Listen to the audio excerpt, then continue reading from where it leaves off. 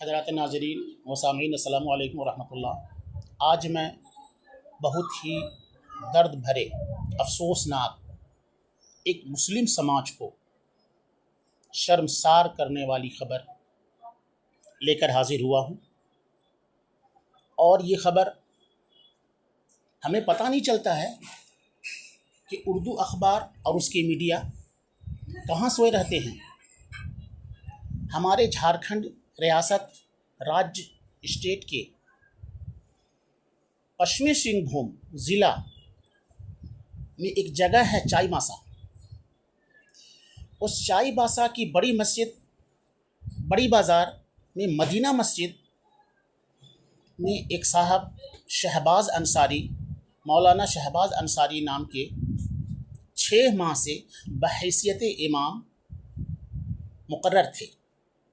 वाक़या यूँ है कि मौलाना शहबाज अंसारी 31 वर्षीय ये देवघर ज़िला के मधुपुर मकाम के रहने वाले थे। और मौलाना शहबाज अंसारी 31 वर्षीय, इनका वाक़या यूँ बयान किया गया है अखबार के अंदर, जो अखबार छपी है।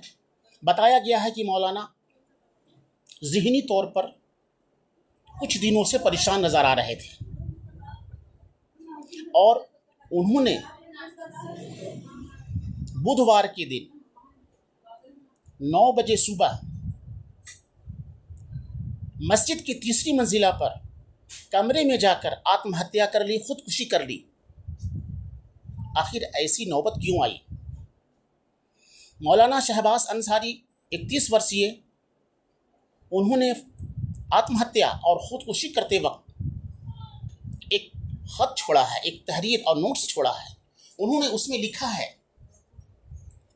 कि मैं जानता हूँ, चूँकि मैं आलिम दीन हूँ, कि शरीयत में आत्महत्या और ख़ुदकुशी करना हराम है, लेकिन मैं क्या करूँ, हमारे साथ मजबूरी है। ज़हनी तौर पर मैं परेशान हूँ और हमारे ऊपर भारी भरकम कर्ज है, एक ऐसा कर्ज है जो हमारे लिए इसका उतारना एक पहाड़ सा मालूम हो रहा है। वहाँ के मुसल्लीन और मुक्तदीन ये बताया, सूत्रों के हवाले से ये बात मिली है कि कुछ दिनों से फजर की नमाज नहीं पढ़ा सक रहे थे। वाक़या ये है कि बुधवार के दिन तीसरी मंजिला पर मौलाना अब्बास अंसारी रूम और कमरे में जाकर आत्महत्या और ख़ुदकुशी कर ली। वहाँ के सहयोगी यानी मुअज्जिन साहब जब देखते हैं कि मौलाना इधर उधर नज़र नहीं आ रहे हैं, आखिर सूरत हाल क्या है, तो मस्जिद की तीसरे मंजिला पर जाकर के देखते हैं कि मौलाना फांसी के फंदे से लटके हुए, बहुत ही बेकरार और इज़्तिरारी कैफियत में उन्होंने गांव और मोहल्ले के लोगों को इसकी खबर और सूचना दी। और सदर साहब यानी अख्तर साहब, जनाब अख्तर साहब को इसकी खबर और सूचना मिली। करीब के सदर थाना के पुलिस अफसरान वहाँ मौजूद हुए। पूरी कैफियत और सूरत मुअज्जिन साहब ने बताई। वाक़या जो दरपेश था, पुलिस शव को नीचे उतारी और सदर हॉस्पिटल में पोस्टमार्टम के लिए ले जाने के बाद इनकी मैयत को, इनकी शव को उनके परिजनों को सौंप दिया। वाक़या यह है कि उनकी बीवी, 2 बच्चे अपने मैके के अंदर यानी जमशेदपुर में रहा करती थी। उनकी अहलिया 2 घंटे से लेकर 3 घंटे में वो उस मकाम तक पहुंची और उन लोगों को रो रो कर हाल बुरा हो रहा है। मैं बता दूं कि मौलाना ने ये कदम क्यों उठाई और उन्होंने उस चिट्ठी में, जिस वक्त उन्होंने आत्महत्या और ख़ुदकुशी करने जा रहे थे, तो वहाँ पर एक रुका ख़त और एक नोट्स लिखा। उन्होंने बताया कि मेरी बूढ़ी माँ, मेरे दोनों बच्चों पर आप लोग दुआओं में शामिल रखना। मैं बहुत परेशान था, ज़हनी तौर पर इंतशार हमारे अंदर थी और मैं बहुत मजबूर था, कर्ज के पहाड़ तले दबा हुआ था। अब इसके अलावा कोई दूसरा चारा नहीं था। मेरे नाज़रीन और सामीन, आखिर ये सूरत हाल हमारे समाज के अंदर, खुसूसन मुस्लिम समाज के अंदर क्यों हो रहा है? इसका जिम्मेदार कौन होगा? आखिर ये सूरत हाल दरपेश क्यों हो रही है? मैं बता दूं कि हमारे उलमा और हमारे हुफ़ाज़ और हमारे कुर्रा को मदारिस इस्लामिया ने इसलिए पढ़ा लिखा कर तैयार किया था। हमारे अकाबिरीन ने, हमारे पूर्वजों ने, हमारे महापुरुषों ने, हमारे बड़े उलमा ने यह सपना पाला था कि हमने उलमा को इसलिए तैयार किया है ताकि मस्जिद के अंदर अइम्मा और ख़तीब मिले, मदारिस इस्लामिया के अंदर ज़ी इस्तेदाद मुअल्लिम मिले और ख़ानकाहों के अंदर बड़े बड़े उलमा हों और हमारा समाज और माशरा एक मुज़य्यन आरास्ता और पैरास्ता हो। लेकिन सूरत हाल ये है कि माली हालत और आर्थिक स्थिति दयनीय और कमज़ोर होने की वजह से ऐसी सूरतें पेश आ रही हैं। तो हमें करनी क्या चाहिए? हमारे समाज और माशरे और खुसूसन मुस्लिम समाज को ये बातें समझनी होगी कि हज़रात अइम्मा की तनख्वाह, मुशाहरा, वेतन उनकी किफ़ालत के मुताबिक होनी चाहिए। भाई ये 4,000 5,000 में क्या होना है इस महंगाई के दौर में? अब खुद फैसला करें।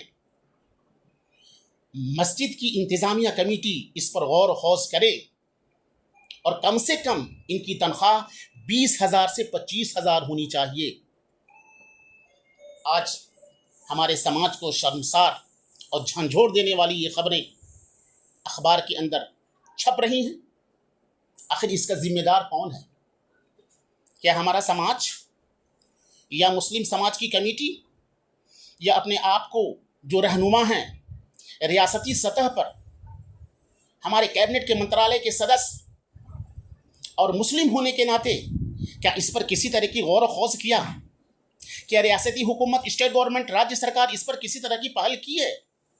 ये सिर्फ और सिर्फ बेरोजगारी की वजह से है। यही वजह है कि बड़े बड़े ज़ी इस्तेदाद उलमा, बड़े बड़े मरकज़ी और मदारिस इस्लामिया से फारिग होने के बाद सड़कों पर ठेला पर ताला बेच रहे हैं और भिंडी और कद्दू ठेला पर लाद कर बेच रहे हैं। और ये हैं उलमा जिनको फरमाया गया कि अल उलमा वरसतुल अंबिया।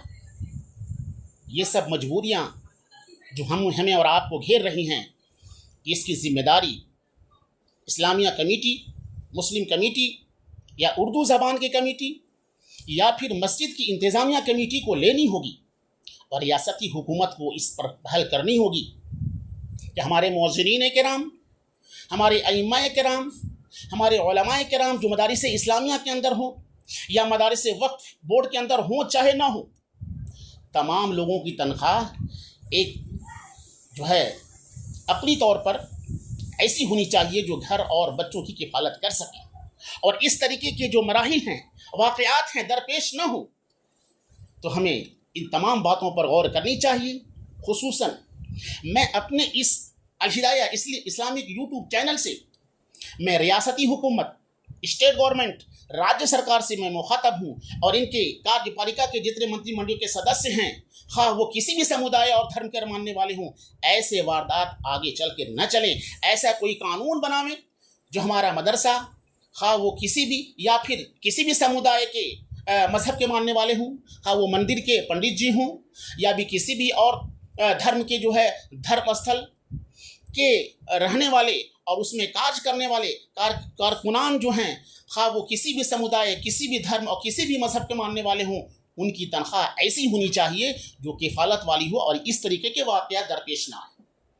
तो मेरे सामीन और नाज़रीन, आप लोगों से मैं ये गुजारिश करता हूँ कि इस अल हिदाया इस्लामिक यूट्यूब चैनल से मैं आगाह करना चाहता हूँ और ख़बर देना चाहता हूँ कि जहाँ कहीं भी इस बातों को आप सुन रहे हैं, समझ रहे हैं, तो लोगों तक पहुँचाएँ और इंतज़ामिया कमेटी और मस्जिद के इंतज़ामिया कमेटी और भी जो उर्दू ज़बान के जो रहनुमा हैं या रियासती हुकूमत में बड़े बड़े मुस्लिम लीडर हैं, उनको ये बात पहुँचाएँ कि ताकि हम ऐसे वाक़यात और वारदात न हों, इस पर पहल करें और उनकी एक तनख्वाह मुकर्रर, माक़ूल, मुनज़्ज़म और जो है मुकर्रर।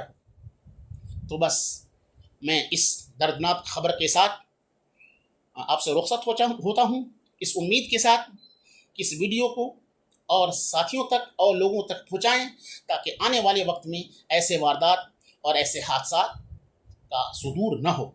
अब मुझे दीजिए इजाज़त। अस्सलामु अलैकुम व रहमतुल्लाह।